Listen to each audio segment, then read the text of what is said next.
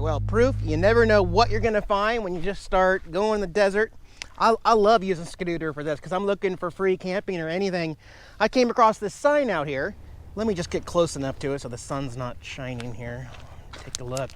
The Desert Bar, the Nellie Ean Saloon, open October through April, Saturday and Sunday, high noon to 6 p.m. So we're gonna make it. A little random to just have a bar out in the middle of nowhere. I don't know how they're gonna power it or get water, but we'll go check it out.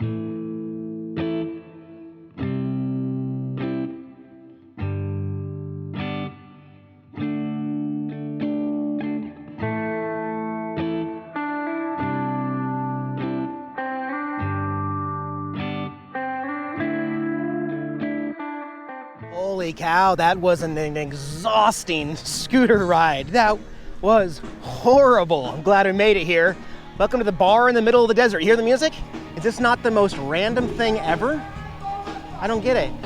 So I Googled it on my phone actually. This is an old mining camp up here, but some guy named Ken, I forgot his name, bought it in the 80s, and he opened up a bar with a liquor license and towed it in the water on trucks. They have solar for electricity. So it's quite a bunch of history to this desert bar.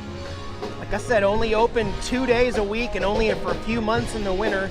Look at all the solar panels. There's another one behind it, another roof full of solar behind it, but the entire place is run off solar here in the desert. I guess they did actually find a well. They dug deep enough to get a well, so they're not hauling in their water anymore. They do have water. Pretty darn random though.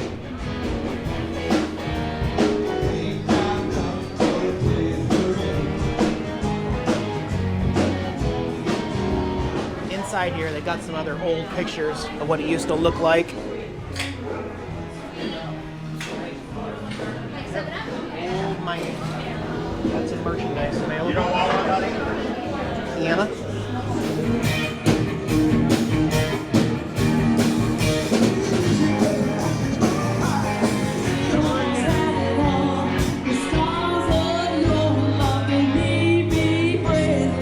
There's some horseshoe art for you guys.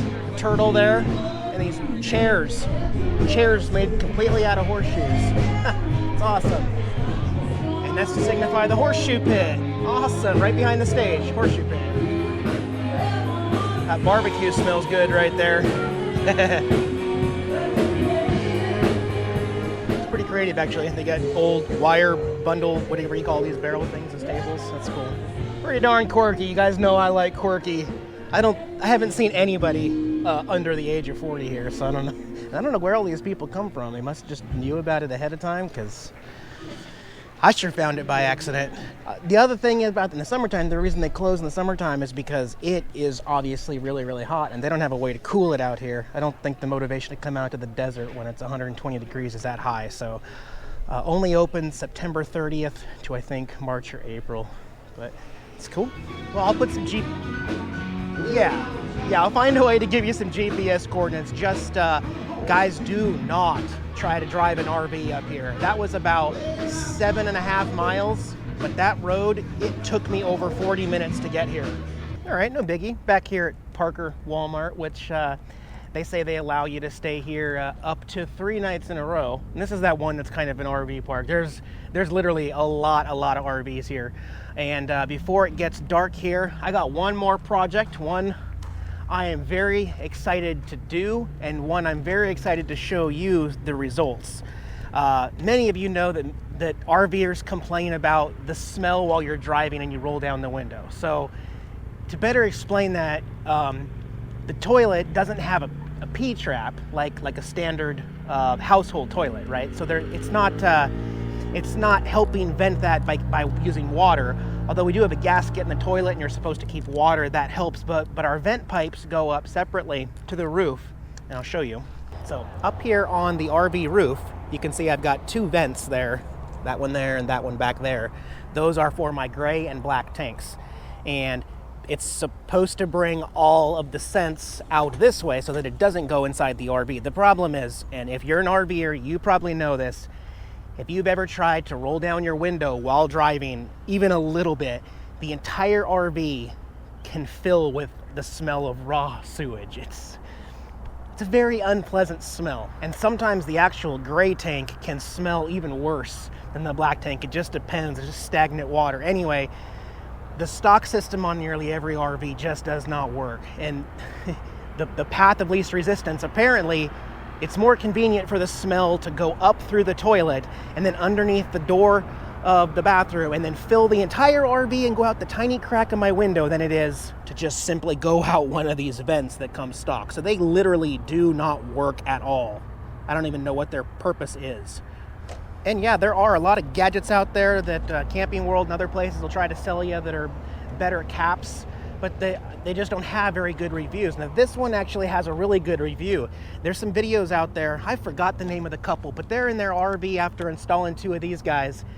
55 mile an hour, both windows down, passenger and driver's window down, and then the lady goes back and flushes the toilet and keeps the valve open while they're driving. And they say, with straight faces and smiling, don't smell a thing in here. That's shocking, right? But apparently these cheap pieces of plastic, I think I paid 20 bucks a piece for these, but they're creating a type of vacuum science or something. I don't know how it works, but there's people that say these things work, and then it actually will be sucking those fumes out as you're driving instead of letting them go somewhere else. So whereas before I just had a vent that is supposed to vent the tank, this is going to pull the scents from the tanks and force them to come out over the roof instead of in the RV. So I got two of these. They are supposed to be really, really simple to install, so I'm gonna get on that right now before it gets dark. So I'm gonna be stripping away the caulking around here to gain access to the screws, and then we'll take this off and I will show you how it works.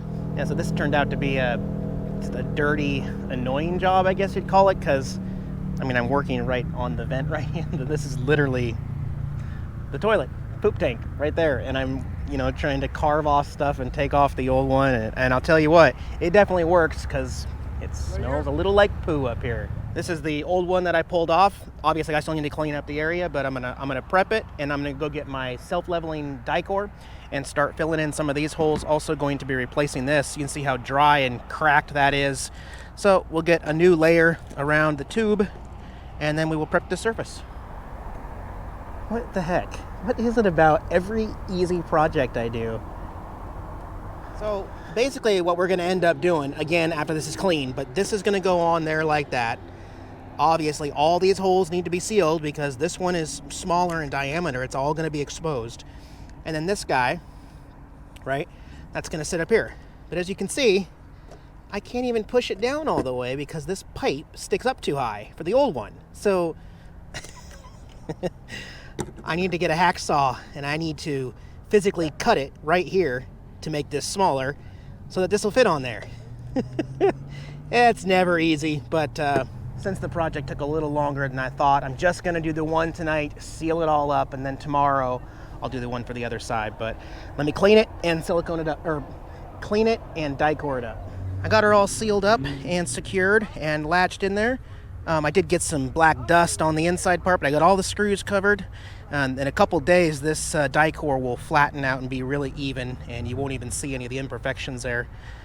Wasn't really going for perfection anyway, but it looks good. So, like I said, since it got dark, I'm gonna save the other one there for later, but at least I know I can do it now, and I know what I need to do to cut that pipe. I almost got rid of this hacksaw. Actually, forgot to tell you guys, when I went through my tools, I was trying to think of the stuff that I don't use. And this is one of the tools that I had not used since I cut the bar on the solar panel. And so I almost got rid of this. Glad I didn't though.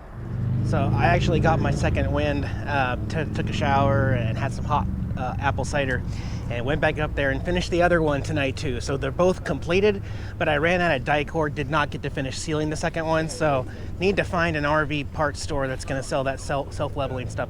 I wanted to show you this Walmart at night because this is that Parker, Arizona Walmart that I'm staying at, and there's RVs everywhere.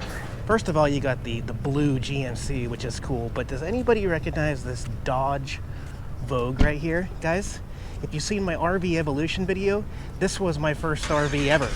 It's a Canadian made 79 Dodge Vogue, same color scheme and everything. Well, actually it wasn't my RV, it was my girlfriend's RV, but it started everything. It started the RV life, this RV right here. So kind of interesting seeing it here in Arizona. There definitely can't be too many of those left, right? It's tough because there's so many interesting things here, but you don't want invaded people's privacy. There's people living in their cars, and there's a van there, an RV, another van there. It's a home-built, self-built on a big, huge truck. It's like a tiny house, but it's definitely mobile. Little door on the outside. Is that weird or what? Man, I may have to talk to him in the morning and see if I can get a tour of that. That is something different. Never know what you're gonna see at Walmart. All right, got them both installed and sealed over there.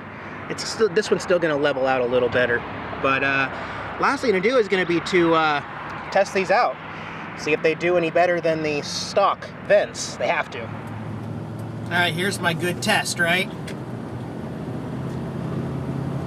I don't even have to roll my window down very much, but my tanks are full. I need to dump both tanks today.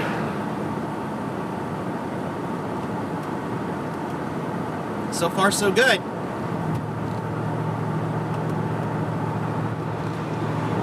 I don't smell anything. It's magic, Jax.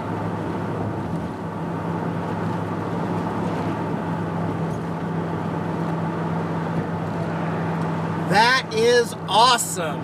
Yes!